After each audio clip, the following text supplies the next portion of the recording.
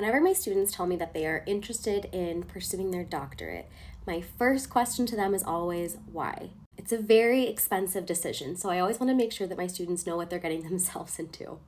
If the reason is simply just to gain more respect and notoriety, which I have heard, then maybe it's something to consider more deeply because you don't need a doctorate for that.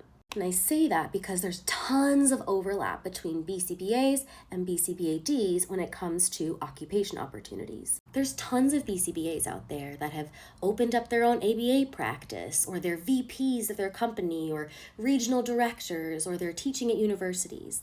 You can kind of think of your master's degree as becoming an expert in the theory and application side of your field.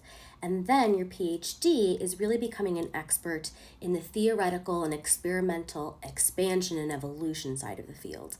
What are the gaps that we need to understand and study? What can I contribute to continue to progress the science? When it comes to occupations, BCBA-Ds can now teach at the doctoral level, and they can lead high-level research studies.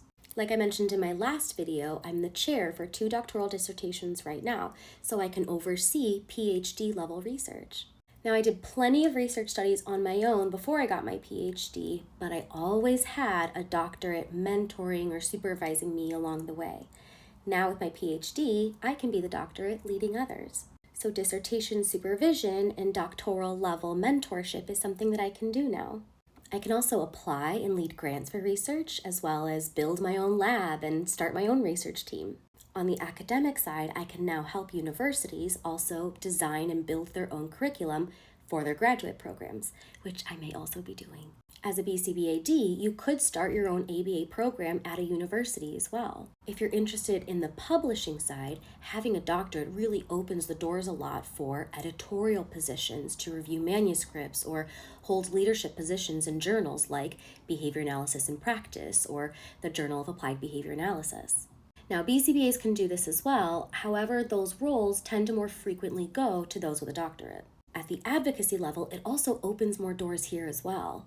For example, my state was looking for a doctoral board member for the Licensing and Disciplinary Board, and I have the honor of being the appointed doctoral representative for my state.